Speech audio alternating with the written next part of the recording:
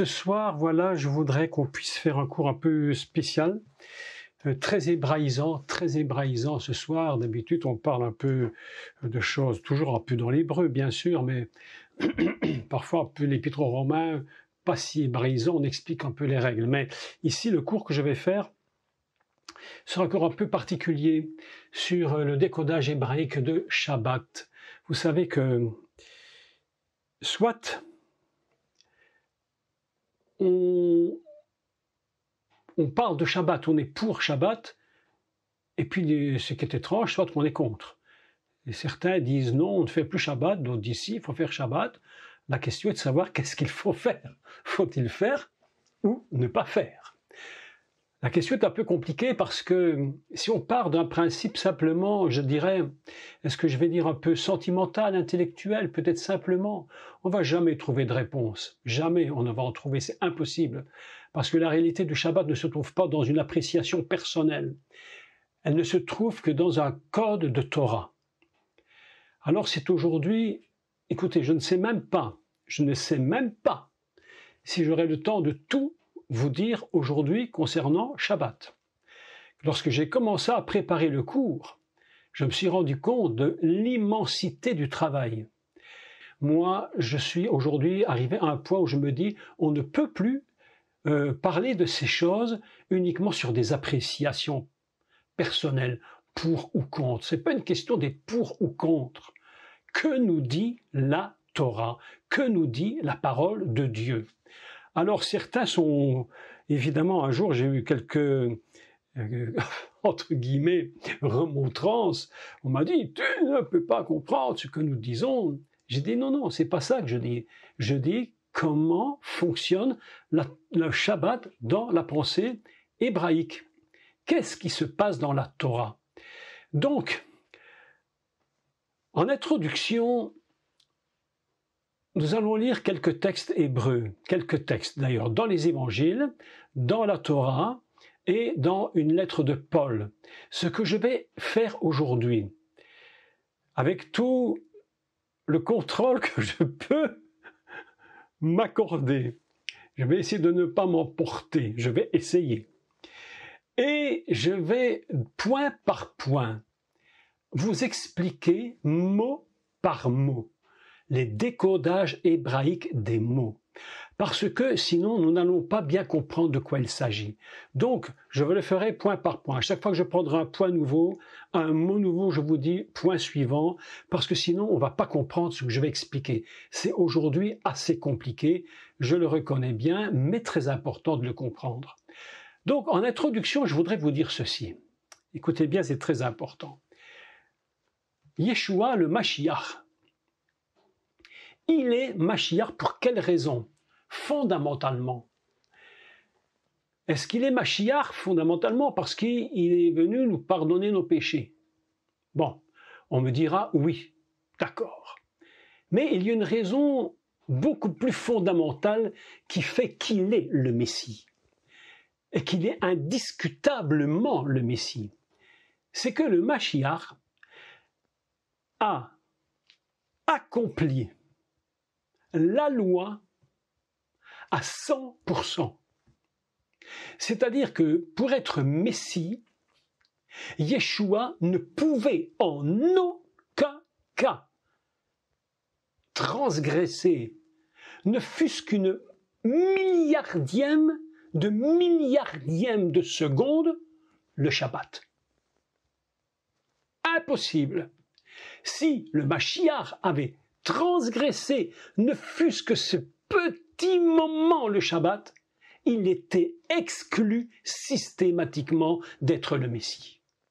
J'aimerais qu'en introduction, vous compreniez bien ceci. Parce que, évidemment, quand je dis ça, je suis totalement convaincu que tout de suite, ceux qui sont pour le Shabbat, ils disent « Oh, Shabbat, Shabbat », ils vont dire « Enfin, il dit quelque chose que nous comprenons ». Mais nous allons constater que la façon dont le Mashiach, lui, conçoit le Shabbat est très différente de celle que l'on peut imaginer en réalité. Il y a une autre dimension, mais il n'a jamais transgressé aucune loi. C'est la raison fondamentale pour laquelle il est Mashiach. D'accord? Première chose que nous allons bien comprendre, c'est celle-là. Autrement dit, Yeshua est un bon juif, évidemment, un vrai juif. Et j'écoutais dernièrement un rabbin qui était évidemment très opposé à ce que Yeshua soit le Messie. Et il disait, de toute façon, il n'est pas le Messie, mais qu'importe, il était quand même juif, et un vrai juif qui, lui, était en train de respecter Shabbat. Il respectait les lois, il faisait Pessah, mais il l'a fait tellement bien, Pessah, que, mes amis, il était Pessah. Il était Pessah. Non seulement, écoutez ceci, il faisait, mais le but du Mashiach, ce n'est pas seulement de faire, mais c'est d'être. C'est ça la différence. Yeshua n'est pas seulement celui qui fait Shabbat, c'est celui qui est Shabbat. Et là, tout est le secret. Yeshua va dire une chose absolument, mais importante, extrêmement importante. Il a dit, le Fils de l'homme est maître du Shabbat. Et voilà un des grands problèmes qui se posent. C'est que pour beaucoup de gens, beaucoup, ce n'est plus eux qui sont maîtres du Shabbat, mais c'est le Shabbat qui est devenu leur maître. Et ils deviennent obéissants à un Shabbat qui les contrôle. Alors que Yeshua dit, non, non, moi, je contrôle le Shabbat. C'est exactement la même chose que si je vous disais que j'ai été conçu pour le pain, et donc le pain domine sur moi. Mais mes amis, le pain a été fait pour moi. Je n'ai pas été créé pour le pain, c'est lui qui a été fait pour moi. Vous comprenez cela? C'est-à-dire que moi, écoutez ceci, je contrôle, soit si je le mange ou si je ne le mange pas, mais si le pain était devenu mon chef et moi son inférieur, son soumis, c'est lui qui déciderait ce que je fais avec lui ou ce que je ne fais pas avec lui. Et là, nous avons tout le secret du véritable fondement même du Shabbat. Lorsque Dieu crée le Shabbat, il crée le Shabbat pour qui? Il crée le Shabbat premièrement pour lui, céleste, et deuxièmement pour Adam. Et là, nous allons comprendre les codes de la Torah et vous allez voir quelque chose absolument mais impressionnant au niveau des codes de Shabbat. Je voudrais vous rappeler, et c'est très important de le rappeler, que lorsque nous parlons de la création du monde, de l'univers, de l'humain, nous ne sommes absolument plus du tout dans un système qui est chronologique. D'accord? On va essayer d'oublier le système et je vais vous montrer comment Shabbat, en réalité, fonctionne sur un code qui permet que Shabbat soit relié au jour Echad, au jour 1, et ne fait ainsi qu'un cercle. Et Shabbat va s'unir avec le Yom Echad pour ne former qu'une unité indivisible. Et là, nous allons comprendre un des grands secrets du Shabbat. Donc, voilà, je vous dis ceci, je suis 100% shabbatique. 100%. Je suis totalement pour le Shabbat. Mais je ne suis pas pour n'importe quel Shabbat. Il y a un Shabbat pour lequel je suis, il y a un Shabbat pour lequel je ne suis pas. Un Shabbat que moi, je contrôle, il y a un Shabbat que je ne veux pas me soumettre parce que je ne veux pas que lui me contrôle. C'est donc toute la différence. Et nous allons commencer donc à lire quelques textes en introduction. D'accord? Donc, première partie, je vous donne 3 références. Les 3 références que je vais vous donner sont des références de base concernant Shabbat. Et nous allons voir qu'il y a des choses étranges dans ces textes. La première que nous allons le lire dans le livre de l'Exode, chapitre 20, nous lisons, versets 8 à 11. Donc, vous connaissez tous évidemment les 10 paroles. Ce qui est tout à fait surprenant dans ces 10 paroles, pour faire les parenthèses nécessaires, c'est que ces 10 paroles ne sont pas des paroles écrites de la main de l'homme. Elles sont toutes écrites, nous dit la Torah, par le doigt de Dieu. Elles sont tellement importantes que Dieu n'a pas dit « je vais les mettre sur du parchemin ». On va les écrire sur sur les rouleaux. Non, non, non. Il dit, je vais choisir 2 pierres, qu'on appelle donc Shnei Evanim, les 2 pierres, les lourotes. Et la Bible nous dit que Dieu vient et lui-même va graver dans ces pierres. Absolument incroyable, extraordinaire. Ça nous rappelle évidemment le célèbre film Les 10 commandements, n'est-ce pas, de Hollywood. Vous voyez le feu qui descendait, gravé, fait un truc incroyable, c'est impressionnant. Alors je ne sais pas comment Dieu a fait, mais en fait il l'a fait. Et nous allons lire, pas les 10 commandements, mais au moins quelque chose de surprenant, c'est le 4e commandement. Le commandement numéro 4, c'est Shabbat. Écoutez bien ceci. Très intéressant. Très intéressant parce que l'introduction du Shabbat est le 4e. Pourquoi le 4e? Dieu aurait très bien pu le mettre en 5 ou en 7. Pourquoi il le met en 3? Pourquoi il le met en 4? Parce que nous allons bien nous rappeler d'une chose. Les 10 commandements vont, dans une certaine mesure, se connecter à la même idée que les 10 sphirotes. On commence par la royauté en bas, et on remonte tout en haut à la 10e, qui est Keter, la couronne. D'accord? Je répète. Je vais être très lent aujourd'hui, parce que le cours est compliqué, je vous l'accorde. Nous allons comparer, au niveau des valeurs et du nombre, 10 paroles, et vous partez comme les 10 sphirotes, les 10 splendeurs messianiques, dont les rabbins nous ont fait un décodage absolument génial. On commence par la royauté, la malchut, et la 10e tout en haut, on va toucher le Keter, la couronne. Entre les deux, il se trouve 8 qualités. D'accord? 8 qualités qui représentent évidemment toute l'éternité du divin. Donc maintenant, nous allons comprendre que ces 10 sphirotes, si vous voulez, ces 10 commandements, on peut les lire de 2 façons différentes. Soit que je pars du haut, je descends progressivement et je tombe sur le 4e commandement. Écoutez ceci. Et le 4e commandement, pourquoi 4? Parce que 4, c'est Dalet. Et Dalet, c'est quoi? C'est la porte. Et voilà que nous apprenons une première chose. Une toute première chose. Dalet, c'est une porte. D'accord? Une porte qui s'ouvre, et cette porte qui s'ouvre, évidemment, cette porte qui s'ouvre va s'ouvrir sur tout ce qui suit.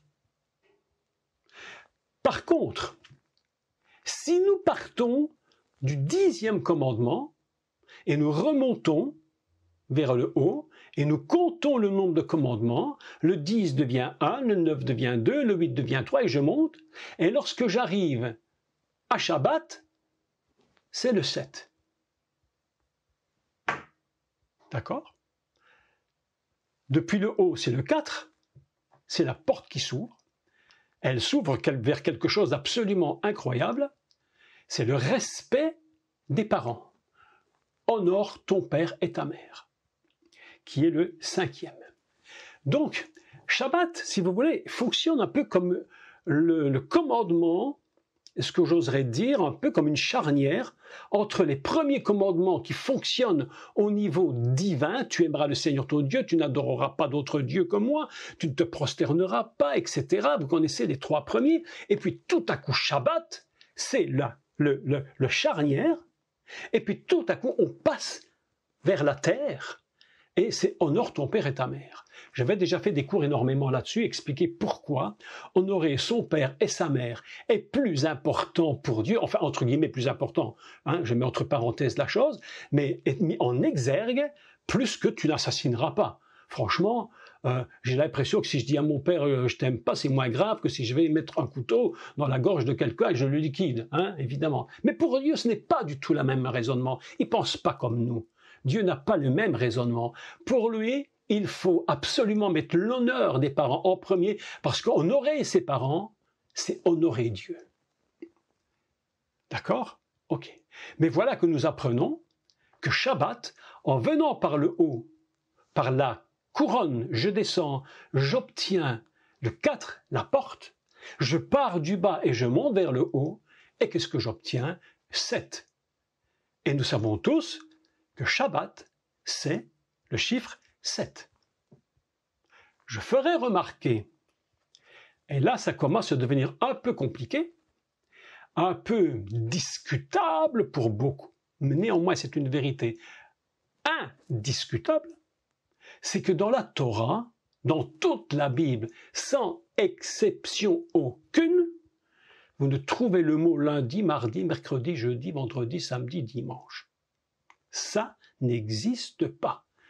Il n'est pas écrit dans la Torah, tu feras Shabbat vendredi à samedi. Eh ben non. Eh ben non. Il est écrit le 7e jour, c'est Shabbat. C'est un chiffre. Shabbat est un nombre, pas un nom. Étrange, hein?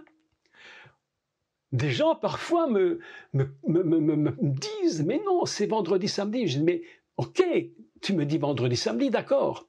Mais la Torah ne dit pas cela. Elle dit, c'est 7. Et vous allez comprendre le mystère absolument, mais incroyable du 7. Le nombre 7, dans ce cas particulier, a une puissance absolument impensable. Pourquoi Dieu dit que Shabbat c'est le 7, et pourquoi pas le 6 tout compte fait, et pourquoi pas le 8 ou le 9? Mes amis, quand Dieu te donne un code, qu'est-ce qu'il faut faire? Il faut apprendre à décoder le texte. Ça va jusque-là, vous me suivez? Donc, on va parler des codes. D'accord? Mais avant ça, nous allons prendre notre Torah, notre Bible, et nous allons prendre ce que nous appelons, et que je n'aime pas beaucoup dire, mais je n'ai pas le choix pour qu'on se comprenne tous ensemble, nous allons prendre à la fois l'Ancien Testament, qui n'est pas ancien du tout, et le Nouveau, qui n'est pas nouveau du tout. Mais enfin, on va se comprendre.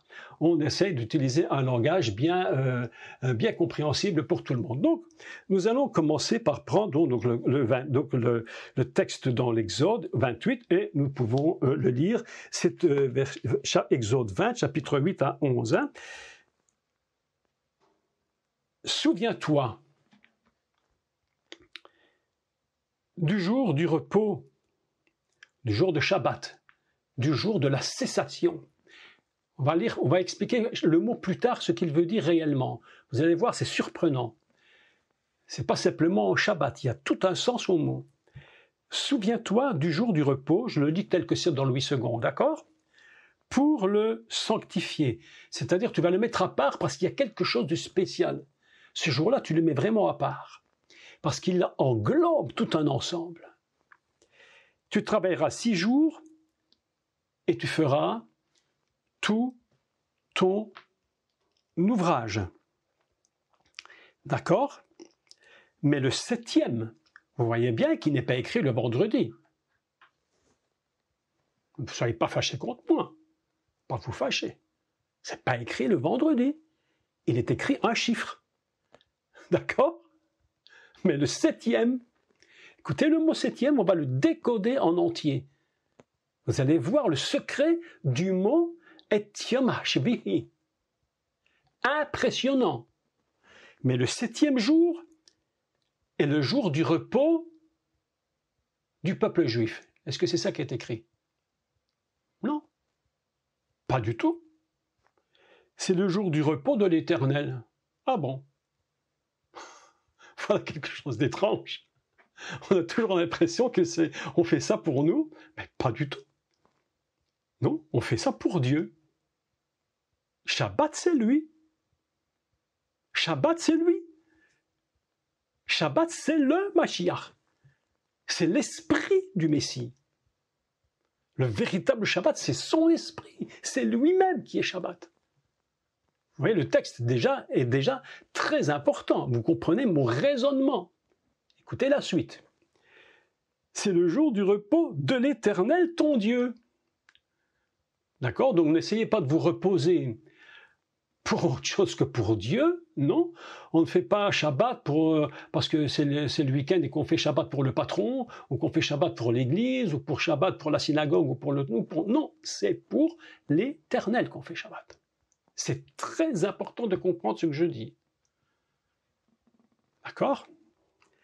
Tu ne feras aucun ouvrage, ni ton fils, ni ta fille, ni ton serviteur, ni ta servante, ni ton bétail, ni l'étranger qui est dans tes portes. Pourquoi? Il dit, car en 6 jours, écoutez bien les mots, hein, vous allez bien comprendre tous les mots et les codes. Le code maintenant c'est 6, il n'y en a plus 7, on passe à 6. D'accord? Vous voyez une chose les amis, je voudrais vous dire une chose. Vous voyez que lorsqu'on rentre dans le code de Torah, tout devient très important. Je vous apprends une chose en tout cas, moi j'essaie de vous l'apprendre si c'est possible, à ne jamais être distrait dans la lecture, mais de comprendre chaque mot et chaque code. Écoutez la suite, parce qu'on va rentrer dans une histoire absolument incroyable, incroyable. Car en 6 jours, l'Éternel a fait quoi? Les cieux, la terre, la mer et tout ce qui est contenu, et il s'est reposé le 7e, ou plutôt, on va dire, il a cessé. Le 7e, cessé. C'est pourquoi l'Éternel a béni le jour de Shabbat, de la cessation, et il l'a mis à part, sanctifié. Écoutez, tous les mots sont importants. Et c'est après qu'on tombe dans le commandement suivant, honore ton père et ta mère. Bon, vous voyez déjà tout ce qui nous occupe dans ce texte. Nous allons lire un autre texte. L'autre texte que nous allons lire est très très très important. Nous allons lire dans Lévitique. On va lire Lévitique 23. Je vous laisse le temps de prendre votre Bible et de lire. Lévitique 23 est d'une extrême importance, extrêmement important. Lévitique 23 contient en lui, il faudrait, mais je pense que j'aurai l'opportunité de le faire avec vous et vous expliquer, contient en lui les mystères inimaginables des fêtes de l'Éternel. Toutes les fêtes de l'Éternel sont comprises dans la création du monde.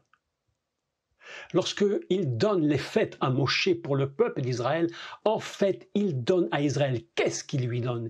Il lui donne la totalité de la création du monde. Il dit, c'est dans ce démarrage du monde, de toutes ces fêtes que j'ai créées dans le ciel pour vous. Tout est compris dedans. Donc, il y a un mystère dans ces fêtes. Mais comment fonctionnent les fêtes de l'Éternel? C'est bien de dire, nous sommes sous la loi. Attention, nous allons bien expliquer. Nous sommes sous la loi et nous devons faire toutes les fêtes de l'Éternel. Vous serez surpris du nombre de gens qui m'écrivent et qui me demandent, est-ce que je dois faire toutes les fêtes comme les Juifs? Est-ce que je dois faire Pessah?